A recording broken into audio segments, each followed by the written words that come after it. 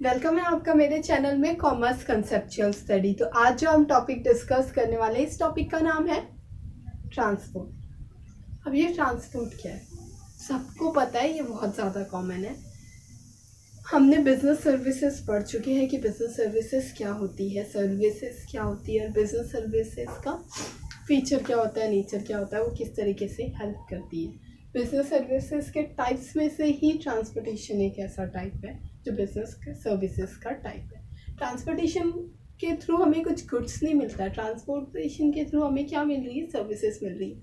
Normal use मतलब daily life में भी हम ट्रांसपोर्टेशन मतलब करते रहते, ट्रांसपोर्टेशन का यूज़ करते हैं। अगर आपको ऑफिस जाना है, बस ले रहे हो, ऑटो ले रहे हो, रिक्शा ले रहे हो, तुम्हारी कार है, ट्रेन के थ्रू जा रहे हो, किसी के भी मतलब वॉकिंग भी जाते हो ना, तो वो हमारा ट्रेडिशनल मीन्स ऑफ ट्रांसपोर्ट में वॉकिंग भी एक तरीके से ट्रांसपोर्टेशन का एक मीन था, तो मोड था।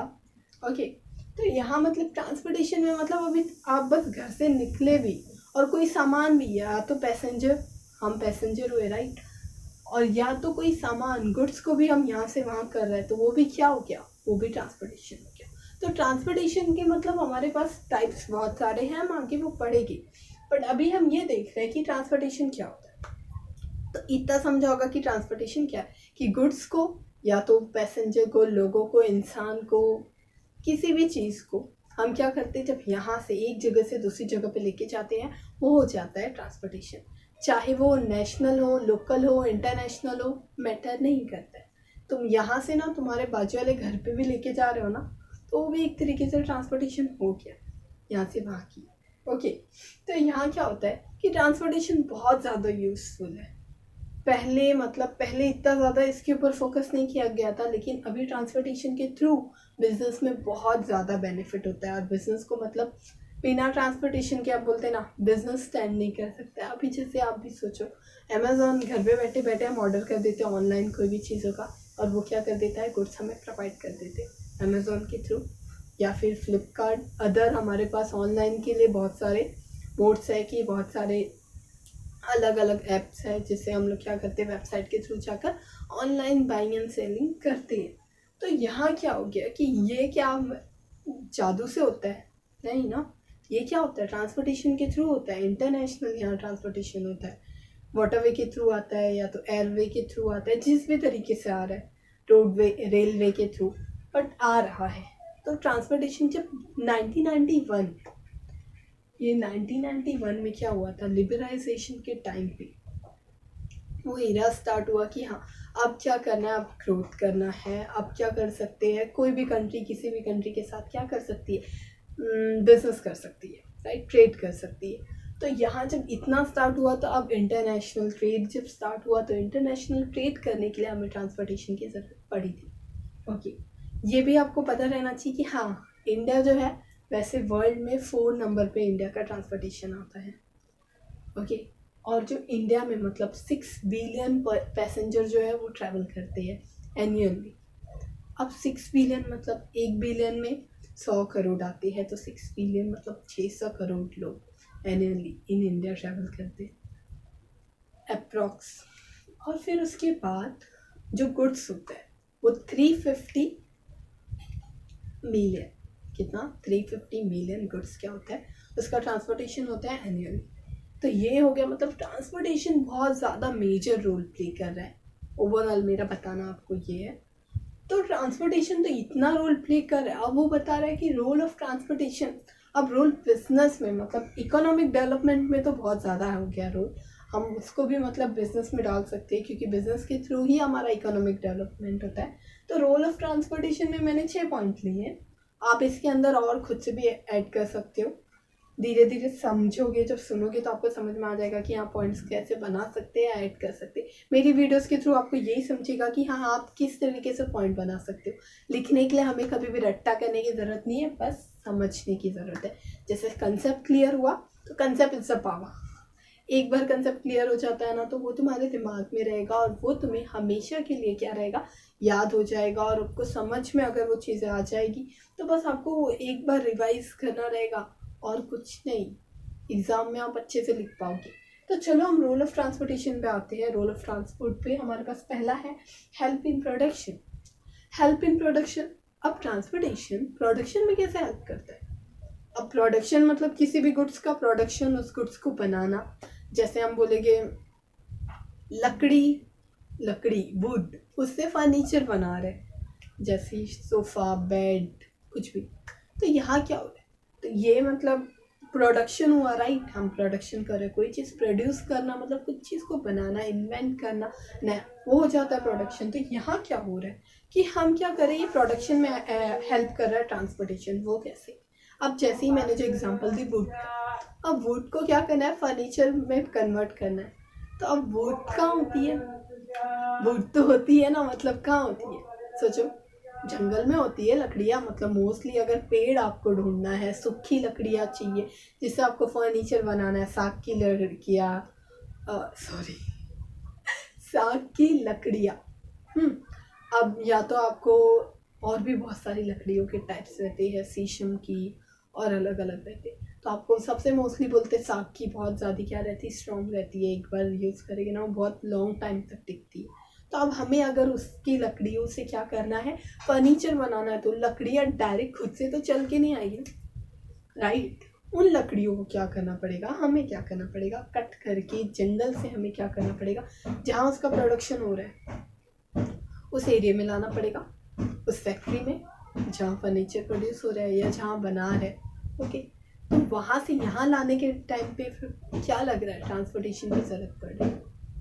तो यहाँ प्रोडक्शन में भी हेल्प करेगी। वैसे ही कोई भी चीज़ का प्रोडक्शन सोच लो और ये सोचो कि रॉ मटेरियल को लाने के लिए हमें ट्रांसपोर्टेशन की ज़रूरत पड़ेगी। उसके बाद आता है एक्सपांडिंग मार्केट्स। एक्सपांडिंग मार्केट्स मतलब अब ट्रांसपोर्टेशन के थ्रू क्या हो रहा है, मार्केट क्या हो रहा है, एक्सपांड हो रहा है। अब जैसे मैं एग्जांपल लो, मैं क्या करती थी,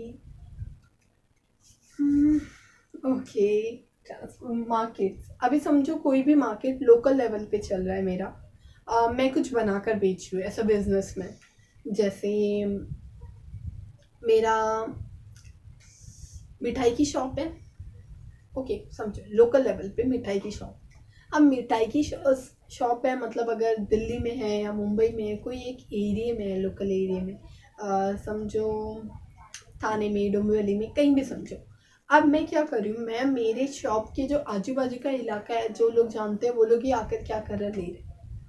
अगर मैंने क्या किया, उसको ऑनलाइन स्टार्ट किया जिस भी तरीके से, फिर अगर मेरा बिजनेस और एक्सपांड होएगा तो मुझे क्या करेगा, ट्रांसपोर्टेशन की मुझे ज़रूरत पड़ेगी कि मेरे जो गुड्स को मुझे क्या करना पड़ेगा, वो मिठाई को, मतलब अगर कहीं दूसरी जगह से ऑर्डर आया, मतलब ये थाने से नहीं आकर महाराष्ट्र में ऑल ओवर कहीं और से आ गया, लाइक घाटकोपर समझो या फिर कहीं, अब मुझे क्या करना पड़ेगा, वहाँ जब मुझे उसकी डिलीवरी करनी है तो ट्रांसपोर्टेशन की ज़रूरत पड़ रही है।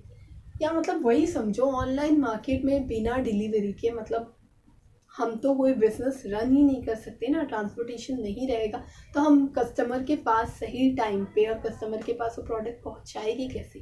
तो यहाँ क्या हो रहा है कि ट्रांसपोर्टेशन के थ्रू मार्केट क्या हो रहा है, एक्सपांड हो रहा है, लोकल से नेशनल हो रहा है, नेशनल से इंटरनेशनल हो रहा है, इस तरीके से ग्रो हो रहा है हमारा मार्केट ट्रांसपोर्टेशन के थ्रू। उसके बाद आता है क्रिएट्स प्लेस यूटिलिटी। अब क्या कर रहा है ट्रांसपोर्टेशन, प्लेस यूटिलिटी क्रिएट कर रहा है। प्लेस यूटिलिटी क्या होती है, प्लेस यूटिलिटी मतलब जिस टाइम पे और जिस प्लेस पे ज़रूरत है उस टाइम पे हमें उस प्रोडक्ट को क्या करना पड़ेगा, वहाँ अवेलेबल करना पड़ेगा। डिफरेंट प्लेस के हिसाब से वहाँ यूटिलिटी भी उस चीज़ की क्या रहती है, डिफरेंट रहती है। यूटिलिटी का मैंने टॉपिक समझा चुकी हूँ, पढ़ा चुकी हूँ इकोनॉमिक में, मेरे चैनल पे आपको वीडियो मिल जाएगी, आप वहाँ जाकर चेक कर सकते हो। ओके, मेरे चैनल में जाकर आप चेक कर लो, आपको सारी वीडियो मिल जाएगी। अभी ये देखो कि हाँ, प्लेस यूटिलिटी कैसे क्रिएट कर रहा है कि अगर समझो कश्मीर के एप्पल सबने सुने, बहुत फेमस है, वहाँ तो पब्लिक को मिल गया, लेकिन मुंबई वालों को भी खाना है, दिल्ली वालों को भी खाना है, राइट। अब जो मुंबई, दिल्ली और भी जो भी हमारे स्टेट है, महाराष्ट्र वगैरह, हर जगह तो चाहिए, सिर्फ क्या कश्मीर में ही वो एप्पल खाएंगे। प्रोडक्शन कोई भी चीज़ का, छत्तीसगढ़ में अगर चावल हो रहा है उसका प्रोडक्शन, या तो हमारे पंजाब में गेहूं का प्रोडक्शन जहाँ से सबसे ज़्यादा होता है, यूपी में गन्ने का प्रोडक्शन, तो यहाँ क्या हो रहा है, सारे जो प्रोडक्शन है वो सारे उस स्टेट में ज़्यादा होते हैं। तो क्या बस वहाँ के स्टेट वाले ही वो चीज़ को एंजॉय करेंगे या वो चीज़ को लोग कंज्यूम करेंगे, हमें नहीं मिलेगा? मिलेगा ना, हमें भी चाहिए ना। तो यहाँ क्या हो रहा है, प्लेस यूटिलिटी क्रिएट कर रहा है कि सही टाइम पे हमें क्या कर रहा है, अवेलेबल करके दे रहा है कि वहाँ का जो प्रोडक्शन हुआ है उसको वहाँ से यहाँ लेकर आ रहा है, राइट। ट्रांसपोर्टेशन के थ्रू तब जाकर हमें वो प्रोडक्ट क्या मिलता है, कंज्यूम करने के लिए मिलता है। या तो कोई चीज़ का प्रोडक्शन भी होता है, तो उस प्रोडक्शन जिस जगह पे हुआ है, अभी समझ लो प्रोडक्शन हुआ है एमपी में कहीं भी या एपी में, अरुणाचल प्रदेश, तो वहाँ से यहाँ तक लाने में जो टाइम लगेगा उस गैप को फटाफट कवर करके हमें भी हमारे प्लेस पे प्रोवाइड करने का काम ट्रांसपोर्टेशन ही करेगा। उसके बाद आता है stability of price. Stability of price, stability of price मतलब प्राइस को स्टेबल रख रहा है। अब समझो वहाँ की चीज़ें वहीं मिलती और यहाँ मतलब जल्दी नहीं मिल पाती, ट्रांसपोर्टेशन नहीं होता, या बहुत एकदम रेयर तरीके से अगर हम कुछ लेकर आ जाते, तो जो प्राइस है ना प्रोडक्ट की, जो अभी एकदम स्टेबल चलती है कि हाँ या टमाटो मुंबई में भी 20 रुपये किलो मिल रहा है, ऐसे मिलता नहीं है बट फिर भी मिल जाता है, सबका अलग अलग जगह का अलग अलग रेट है, बट थोड़ा मोड़ा ऊपर नीचे, राइट। और यूपी में, ओके, यूपी में, एमपी में, यार वहाँ के मतलब जहाँ प्रोडक्शन ज़्यादा होता है वहाँ के इलाके में भी अगर आप जाकर देखोगे तो वही प्राइस में मिल रहा है, अरेंज में उसी के रेंज में आ रहा है। तो अब समझो जब वहाँ भी वही प्राइस चल रहा है, यहाँ भी प्राइस चल रहा है, तो प्राइस क्या है, स्टेबल है, पब्लिक ले सकती है, वैसा प्राइस है हमारे डिमांड के हिसाब से। लेकिन अगर समझो कोई चीज़ की डिमांड रहती है और उसका सप्लाई नहीं रहता, डिमांड रहती बट सप्लाई नहीं रहता, तो क्या होता पता है, उस प्रोडक्ट की प्राइस बढ़ जाती बहुत ज़्यादा, क्योंकि वो प्रोडक्ट जल्दी है ही नहीं, बहुत रेयर है, और अगर वो कहीं से भी मिला ना तो उसकी प्राइस 10 रुपये वाली चीज़ को 100 रुपया उससे भी ऊपर मिल सकता है।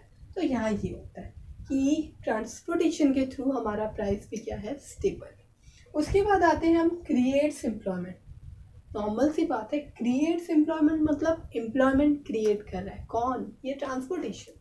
अब कैसे, अब ऐसे कि ट्रांसपोर्टेशन के थ्रू क्या होता है कि हमारे पास, अब समझो जो